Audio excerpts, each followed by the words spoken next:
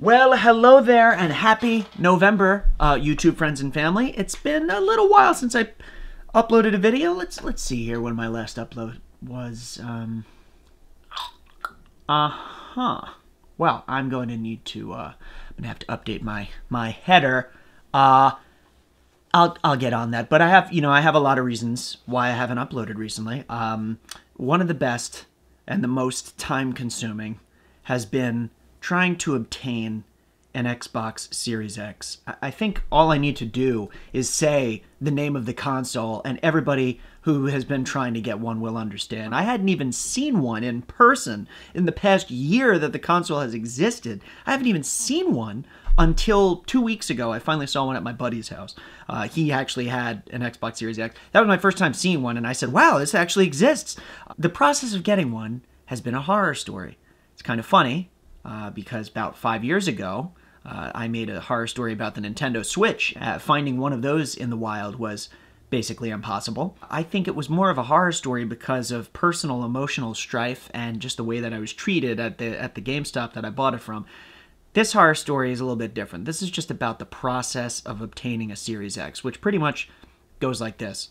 You go on a website and you sit there, you find out there's a pre-order drop coming on a website such as Walmart.com, as I am on here, and you will spend no less than 30 to 60 minutes there sitting and refreshing the page over and over again, trying to add the item to your cart to no avail. It keeps disappearing. You keep seeing the price appear. It doesn't matter. It's gone. Unable to add to cart. It's gone. Oh, the item's out of stock. It's gone. You see the price pop up in the cart, but then it disappears immediately. It's gone. Over and over and over and over again. And the video that I just showed there was of my attempt to buy or pre-order the Xbox Series X Halo Infinite Limited Edition, which I was doing months ago. It was announced back in August 2021, and I remember it was the end of August, beginning of September, I was hearing about pre-order drops for it, because of course the day it dropped, it was gone in 2 minutes, the pre-orders on the Xbox website. Well, I heard that third-party retailers, Best Buy and Walmart and Target, they were all announcing pre-orders, so I would keep going on the websites and this would keep happening. I spent hours across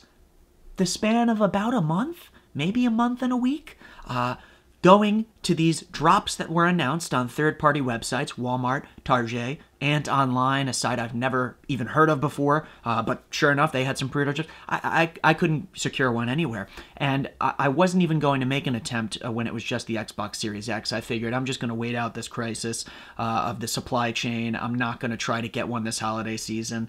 Money was tight. I didn't really want to spend $500 on the console, but then the Infinite Edition comes along, and I know I'm going to be putting some serious time into Halo Infinite, so I felt like, let me make an attempt. And I spent hours on my father's birthday was one of the drops. I spent like an hour and a half in front of the computer while I hear happy birthday singing in the background. I felt so dirty and selfish afterward.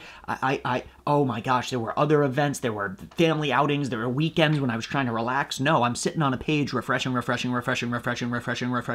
unless you're lucky enough, like one of my friends was, to walk into a store when they happen to have restocked the physical consoles, they got a magical shipment from somewhere. My friend walked into a GameStop one day and sure enough, there were 2 Xbox Series X's on the shelf.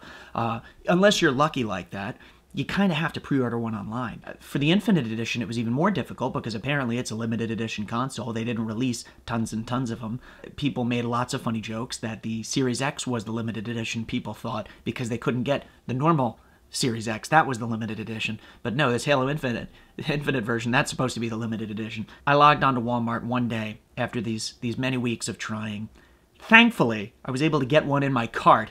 Somehow, I was able to check out. I think my entire house heard me scream that I had secured a pre-order. I was worried my pre-order was going to be canceled because there was an error. I was not waiting on bated breath for a good period of like 48 to 72 hours, expecting to get an email from Walmart saying, we canceled, the item was out of stock, sorry, tough luck. I was sure it was coming, but nothing happened. While October was super busy. And then November comes around, and by this point, I've kind of forgotten that I made the pre-order. I knew it was coming. I knew the console was going to release this week, and I was supposed to receive it this weekend.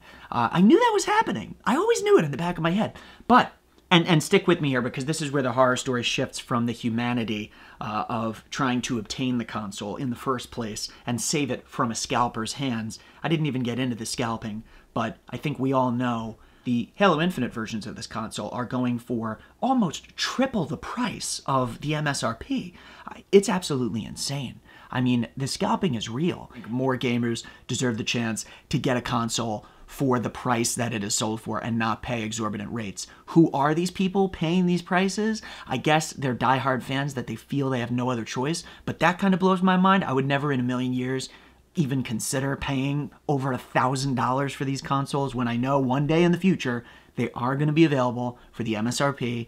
I digress, because I don't want to go too far into the ethics of scalping, but it's wrong.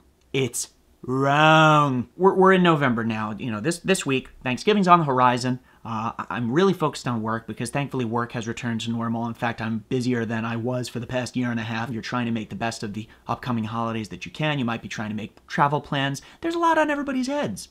So when I'm in the middle of a Zoom meeting and then I get off and I have 2 phone calls coming in and I'm trying to respond to text and it's just a busy morning, I don't think much about a text that I received from my credit card company saying, "We've detected fraud on your account. Did you just spend $597, I think it was. Did you just spend this at Walmart.com?" What the? Absolutely not. I'm at work right now. I just got out of a Zoom meeting. I didn't spend $597 at Walmart. So I text back no, and then I get a phone call from my credit card company. Sure enough, it's the fraud department. "Sir, we want to run through some of the last charges with you. We want to make sure you say this is a fraudulent charge." I say, "Of course it is. I'm not on Walmart.com. I'm at work right now. I don't have time to do online shopping. Are you crazy?" She locks the card. She cancels the card. The woman on the phone then proceeds to decline the transaction. And she says, "Sir, I'm glad we got this." And I said, "You know, I just don't know how this keeps happening. I try so hard to take care of my card. Sometimes I feel like it's a losing battle. Do you recommend I do anything differently?" And she was actually very lovely, this woman. She walked me through why it's not really anyone's fault that credit card fraud happens. She says a lot of the people out there who do credit card fraud, they have number generators and they'll just generate, you know, millions of credit card combinations and keep trying purchases and see which one sticks. As she's saying this, something occurs to me. Walmart.com, November 2021. Walmart.com, November 2021. Over $550 purchase.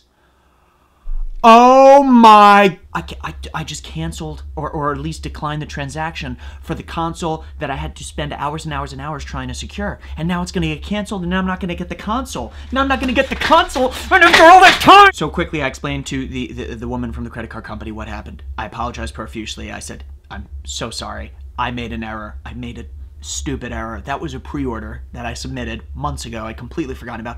And she's saying, "Sir, this has happened before. It's okay. Obviously, you did nothing wrong here. However, I have canceled that transaction. We declined it. You're going to have to contact Walmart because there's nothing I could do from my end." So I call Walmart, fully preparing myself to hear it's been canceled, and now that console has automatically gone to the next person. I'm sure it went back online, and then all of a sudden somebody was sitting there and refreshed the page and snagged it. I'm sure it was something like that. Thankfully, the kind man who answered the phone at Walmart explained to me that on his end, the transaction looked good, the money had been processed, and my order was preparing for shipment a few days earlier than scheduled. I'm logging into my credit card company account. There's nothing there about a charge from Walmart.com. So I was basically bracing for the worst. I knew I wasn't going to get this console. Before I share the conclusion, because I'm pretty sure we all know where this horror story is going this time around, unlike the Switch, where the Switch was a terrible experience at GameStop with a major chain where I felt mistreated and taken advantage of, this time around, it's more the process of actually getting the console. First of all, the consoles are very expensive. These are the most expensive game consoles that I've ever considered purchasing or attempted to purchase in my life. The amount of effort you need to put out to get that console back, that's the horror story. So unlike that Switch video where I stood there at the end of the video with the bag with a console in it, I'm not able to do that this time. I don't have any console in a bag to share with you. I have a console in a box! Sorry to be such a buffoon in opening this thing. I did crack it open to prove the console's in here. I have not opened the box yet. Just like last time, I'm gonna do an unboxing of this because I haven't unboxed anything since that Switch video 5 years ago. So let's crack this open together, and I hope if you're looking for one, these continue to be restocked for at least a small period of time, so everybody who truly wants one has a chance and doesn't have to pay scalper premiums. So let's go unbox this sucker.